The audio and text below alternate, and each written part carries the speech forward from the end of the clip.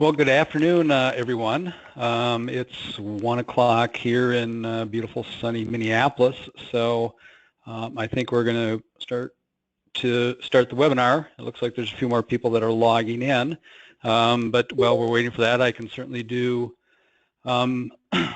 introductions and some housekeeping here. So my name is Chris Hansen. I am the co-founder and CEO of the Databank.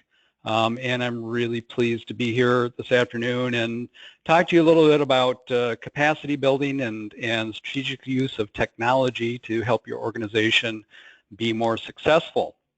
A couple of housekeeping notes. Your audio has been muted.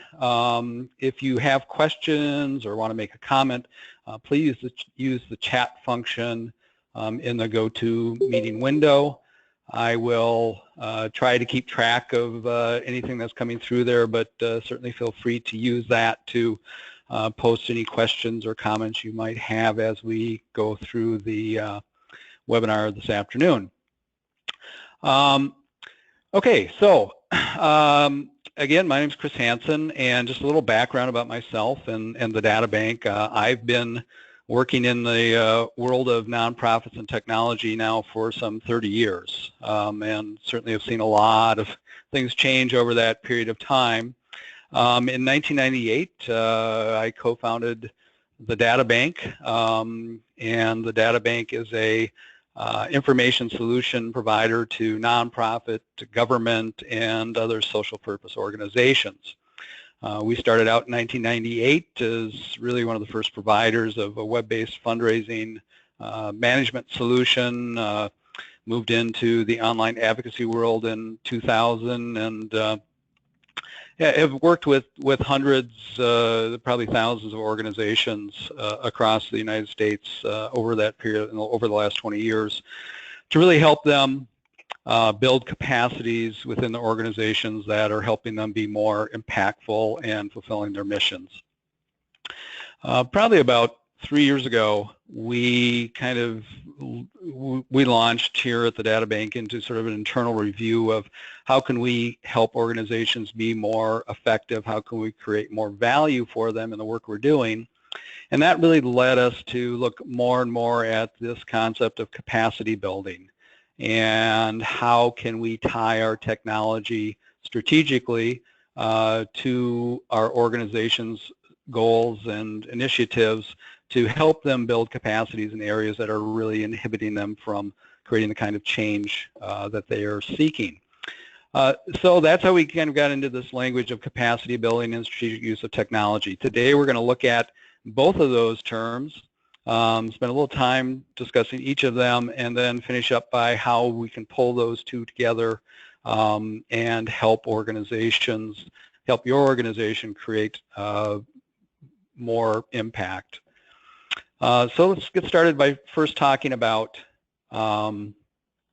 the organization capacity itself. What is organizational capacity? This is a term that has been certainly talked about quite a bit in the nonprofit sector for probably the last 20 years. And more it's becoming front and center, especially a lot of foundations, funders are using the language around capacity building and are working with their fundees to invest in programs, projects that help the organization increase their capacity so that eventually they can be more self-sustaining. And so it's a term that probably most of you are very familiar with. A lot of different definitions here. I've just laid out a couple here. The first one is really kind of a generally accepted definition about capacity. Is really goes to your organization's ability to fulfill its mission in an effective manner. So that really goes to your organization really creating the kind of change in your communities that you're looking to do. And then as we delve down into this a little bit more, it talks about capacity is really a set of attributes, or often called dimensions, within your organization, and we'll look at some of these in just a little bit. But by breaking it down into these attributes or dimensions. It helps organizations to really look at very specific issues within their organization that are inhibiting them from being more successful. So why is this important? Why is capacity, why is creating more organizational capacity important? Well, it's pretty clear. I mean, it goes right to the heart of your organization and your ability to fulfill your mission. It certainly looks at financial stability. It looks at having the type of internal structure and leadership that helps you be successful, creating the kind of both internal and external network of stakeholders in your organization that helps you, again, be successful, helps you retain staff. One of the things that in looking at this allows organizations to is to rapidly assess where their organization is, where they want to be, and then adapt to changes within their both external and internal environments. So this concept of organizational capacity really is fundamental to your organization's ability to be successful in achieving your mission.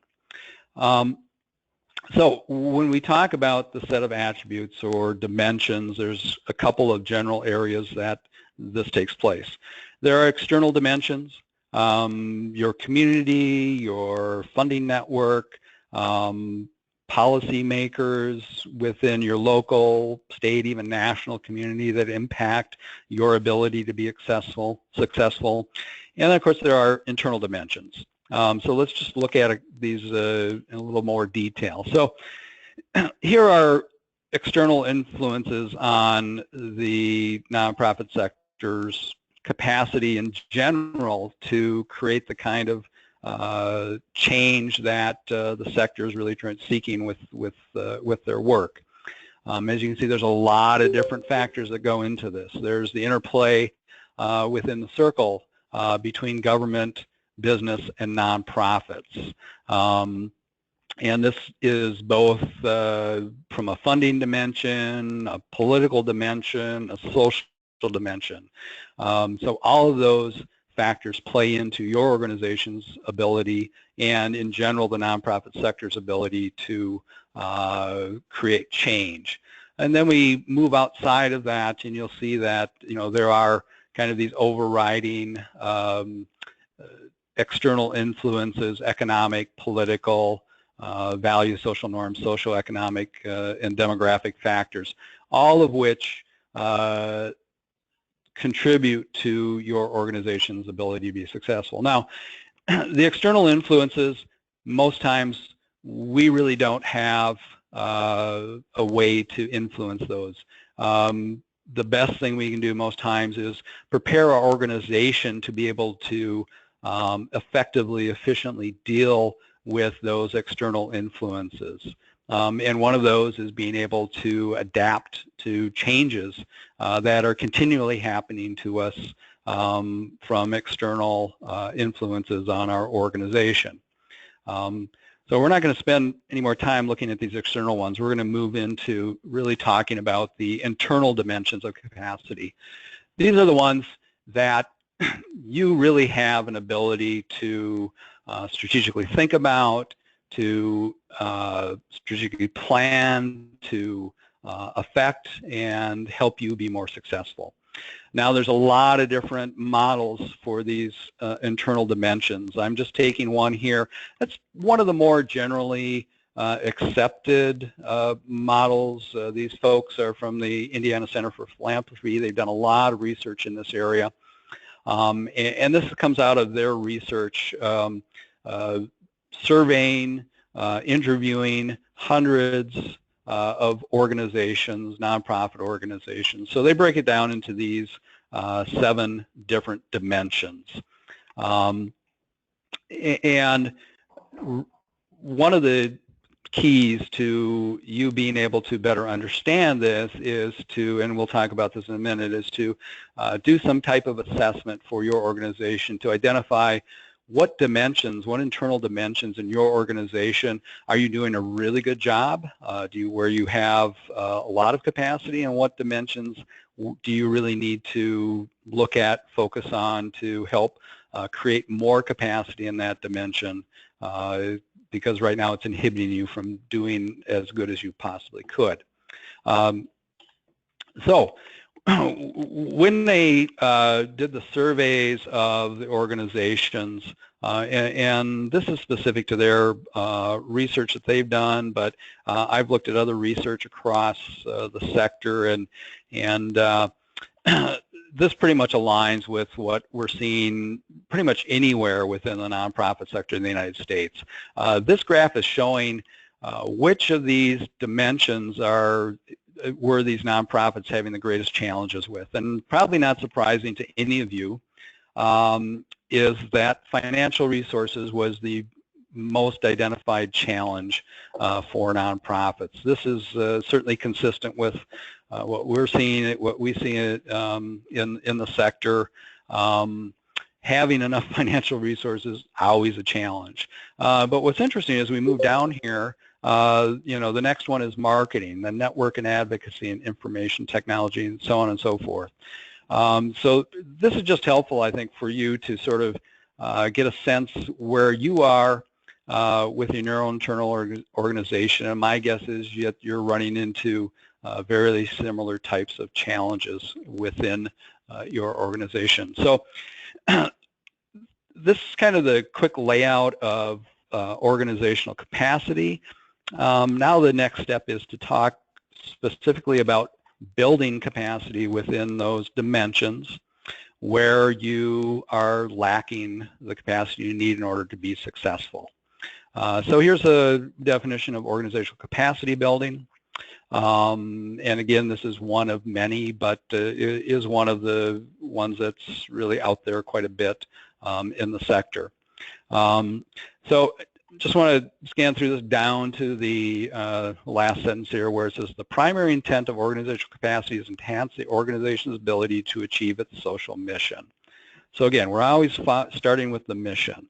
That's what drives all of this, is having a clear sense of your mission, and then moving from that, and we'll take a look at how this is structured in just a minute, but it's really important that everything gets tied back to your social mission. So that's quickly talking about organizational capacity building. Again, just very quickly, it's about creating the internal capacities within your organization that are going to allow you to achieve your social mission. So now let's move quickly into a discussion about technology and technology strategy. And this is a concept that we started working with, probably 7 or 8 years ago. And when I say technology strategy, what am I talking about?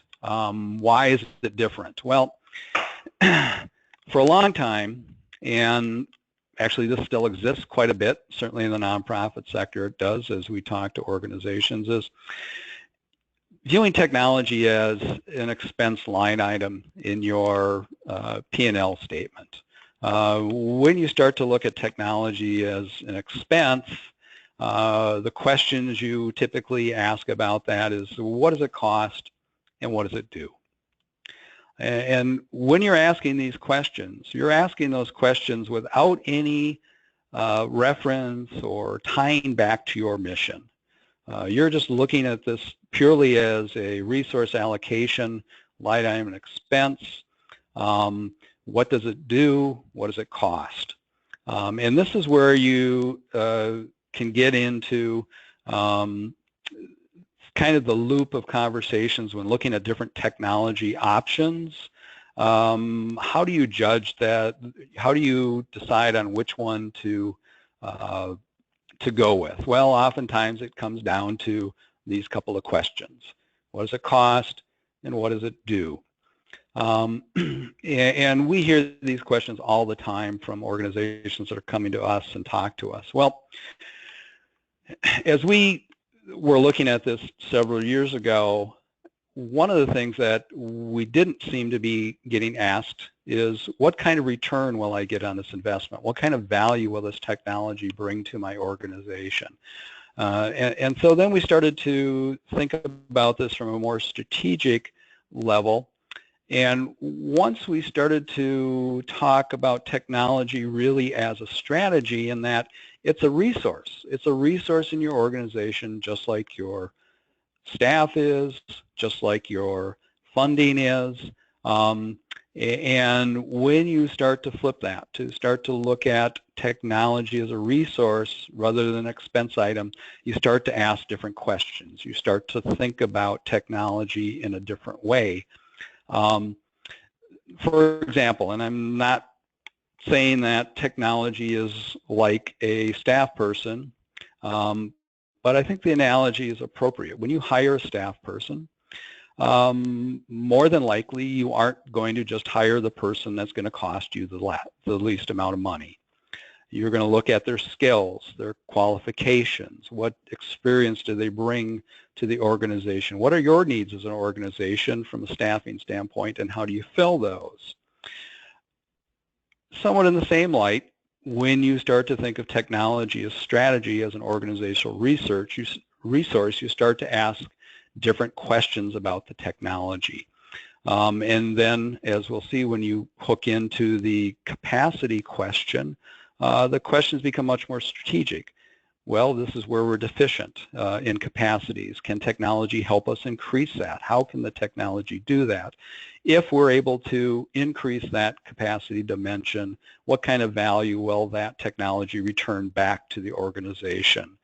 So the questions become much more substantive when thinking about technology, and the results when you look at technology as strategy, and the research is really starting to show this is to be true. The results typically are you get a much greater return on that investment. It's much more strategic in the sense that you're targeting specific areas in your organization with the technology where you have those needs.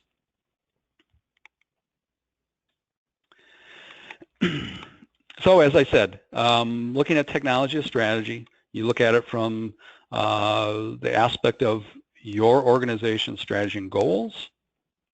How can the technology help you achieve those? And what's the value to you and your organization in achieving those goals? You know, if you take a step back after we're done on this webinar and think about the last time that you made a technology purchase for your organization, and ask yourself, you know, what types of questions did you ask in regards to that? Were you thinking or asking questions from a strategic level about your technology? Or was the primary discussion around cost and function? You know, did it do the things, did it send the emails the way we need to, and how much did that cost us?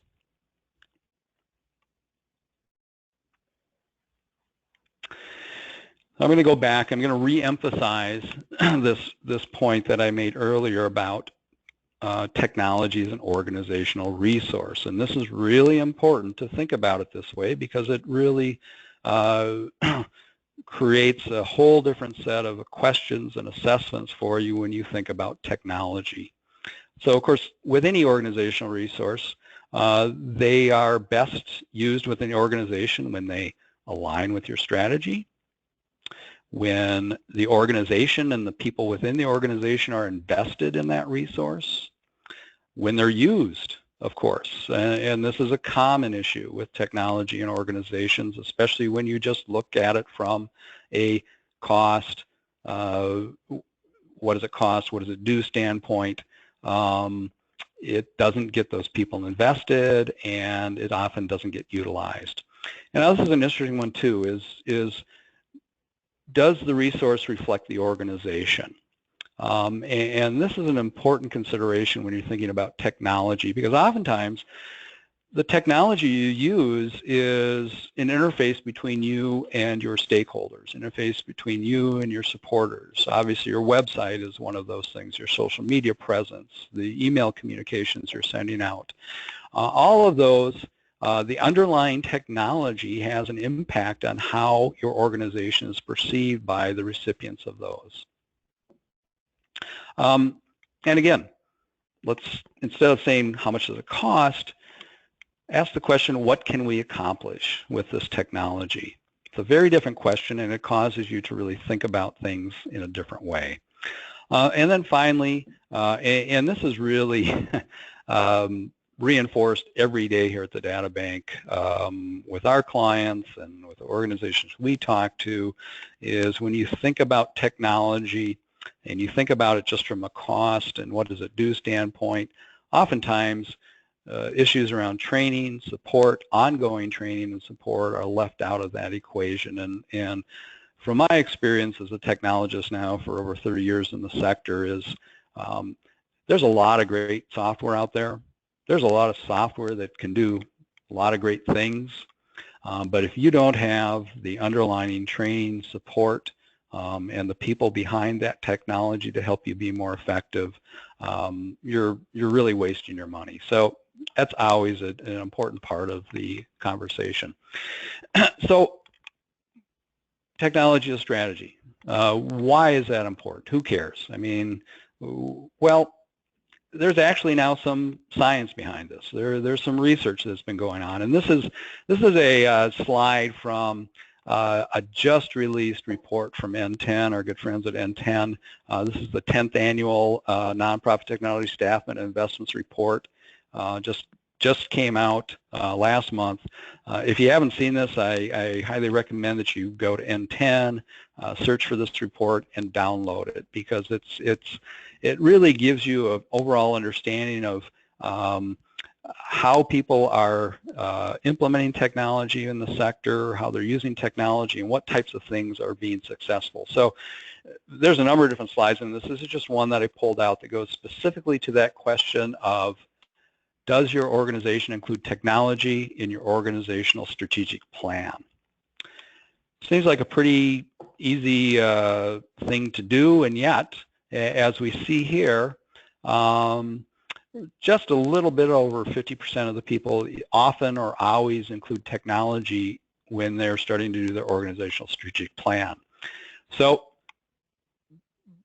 only 29% or only 27% organizations always do this. And these are organizations that were surveyed within this report. It's a pretty good cross-section of the sector. 29% occasionally do it, or often do it, 29% occasionally, 11% rarely, 4% never. Now, so that's that question. If we move over to the right side of this slide by tech adoption level, one of the things this report did is they broke these organizations out into 4 different levels of tech preparedness. There was the struggling organizations, the functioning, the operating, and the leading. And so the leading organizations are those that have really done a great job at adopting technology in their organization, that are fully utilizing the technology to help them move them forward as an organization, and down to struggling, those that are having difficulty with this.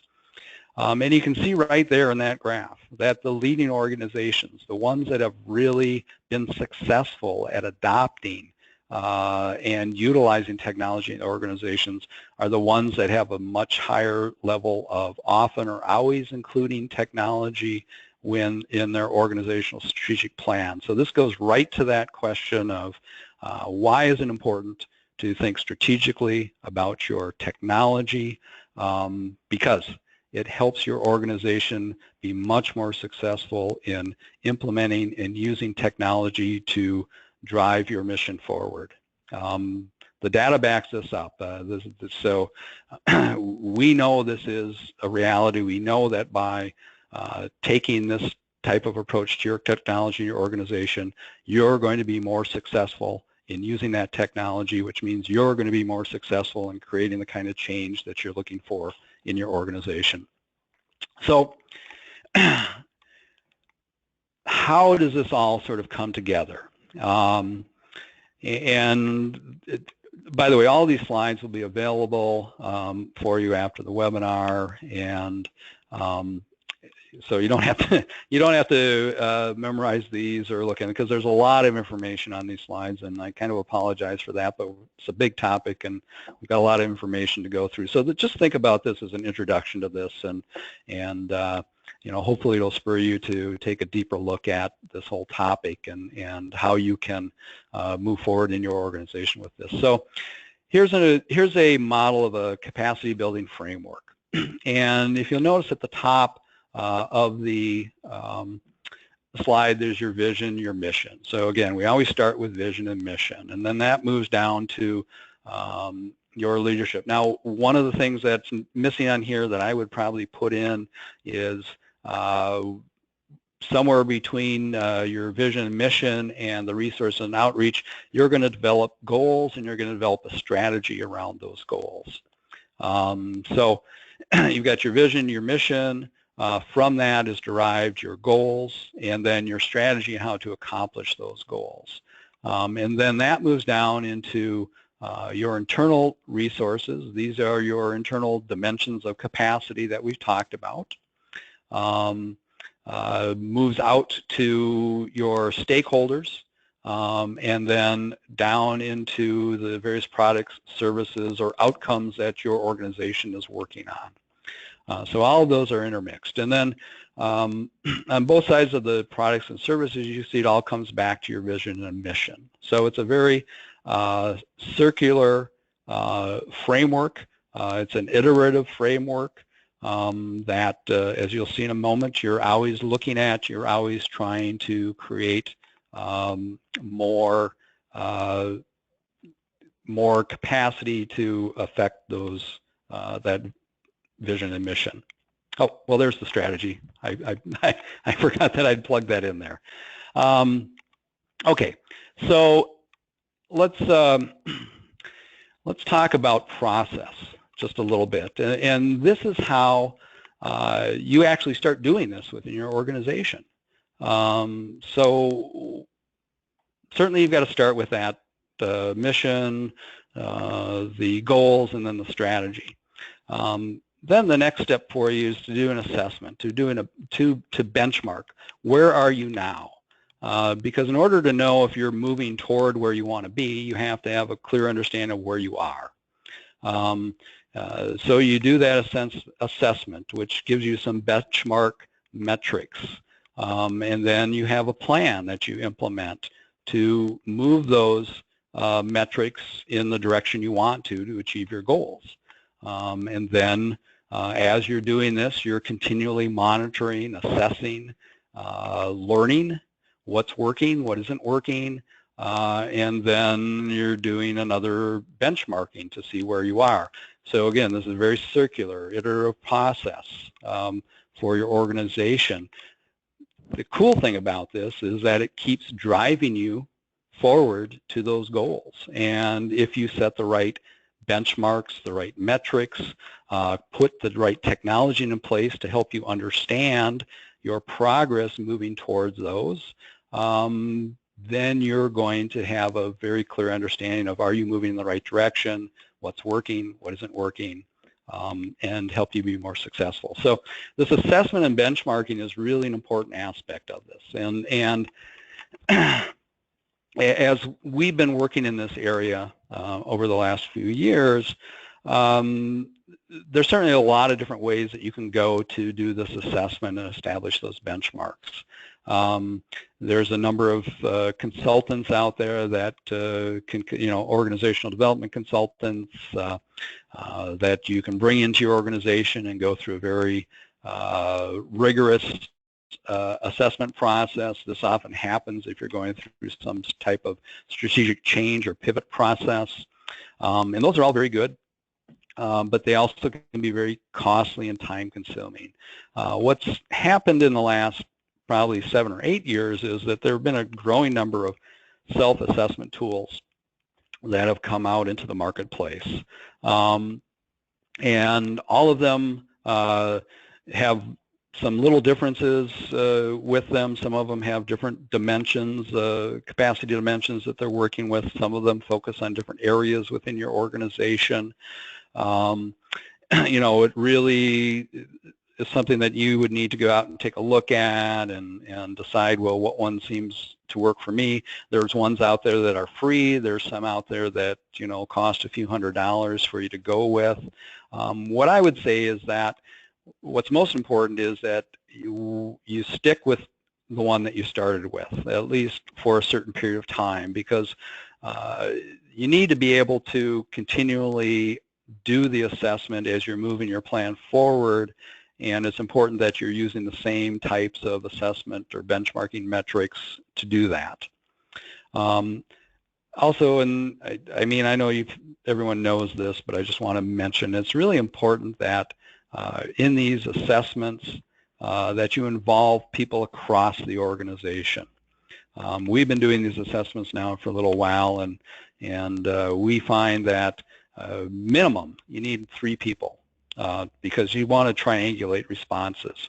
And it's often good to include a board person, someone who is affiliated with the organization but maybe is not involved in the day-to-day operations because they have a different perspective.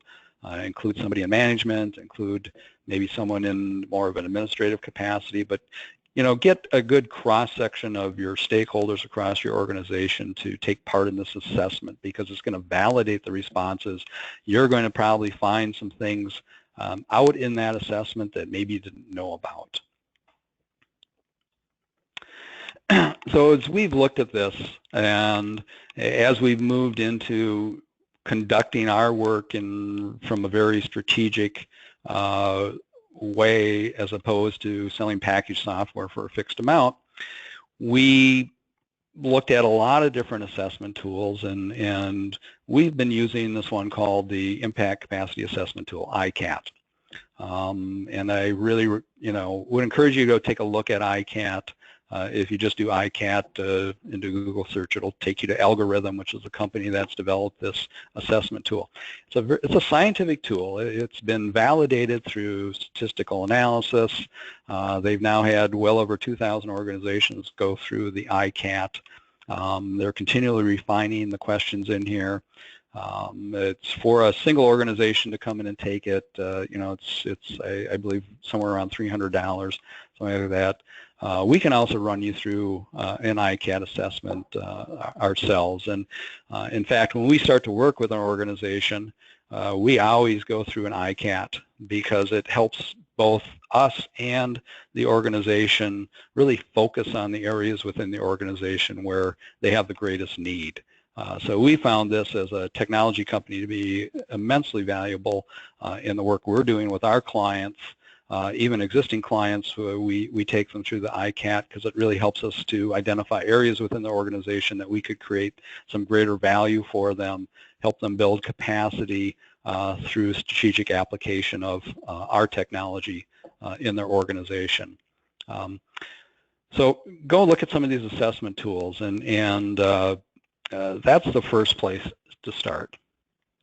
I'm just going to do a little. I know there's a few Databank clients on the webinar here, and most of you aren't, but I just want to give a little plug here about the Databank and why this is so important to us, and you know, why we feel we can really create a lot of value for organizations with our technology is that this is how we work. We really focus our technology to those areas of capacity within your organization where you need to build capacity. Now, we can't deal with all of them, but certainly in some of those primary areas, the financial capacities, the networking and advocacy capacities, the marketing capacities. I mean, some of those main dimensions, you know, our technology can certainly help organizations increase capacity, be more successful.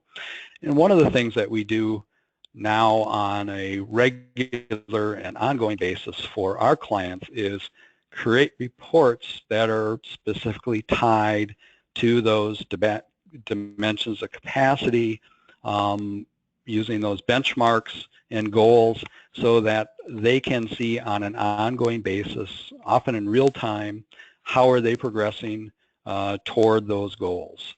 Are they building the capacities in those dimensions that their strategic plan and their initiatives are trying to accomplish? So using the data to create better understanding within the organization is really important. I should mention there, of course, are because the work that you do, and certainly we do here at the Databank, because we're a public benefit corporation, so we're a for-profit with a social mission. We're striving to create positive social change, as all of you are, and so sometimes that change can't be necessarily quantified. It's qualitative in nature, and there are some other ways that are now have been developed and are out there that could help you measure that qualitative dimension as well. So how do you get started? How do you start doing this as an organization? Well, pretty easy. I mean, although there's certainly work behind. I mean, the first thing you do is, if you don't have your strategic goals established, you need to do that. What is it that you're trying to accomplish as an organization? Where are you, and where do you want to be with those goals? And then the next step is to do an assessment. Establish those benchmarks for your organization of where you currently are. Because then that will give you the path from where you are to where you want to be. And then, of course, you need to create a plan in order how to get from where you are to where you want to be. We've developed a great guide. It's Using Technology to Build Capacity guide. I believe all of you will have access to this that are on the webinar today.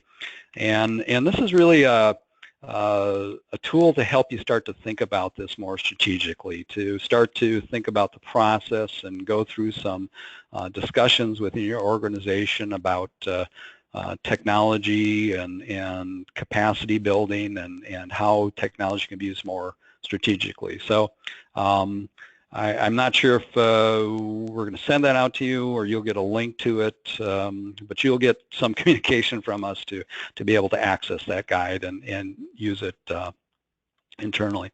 And then finally, again, as we reflect back to that circular diagram that I had, is as you're moving along to building your capacities through the strategic use of technology, you have to measure how you're doing, you need to assess where you are, and then you need to revise your plan based on the results of that assessment.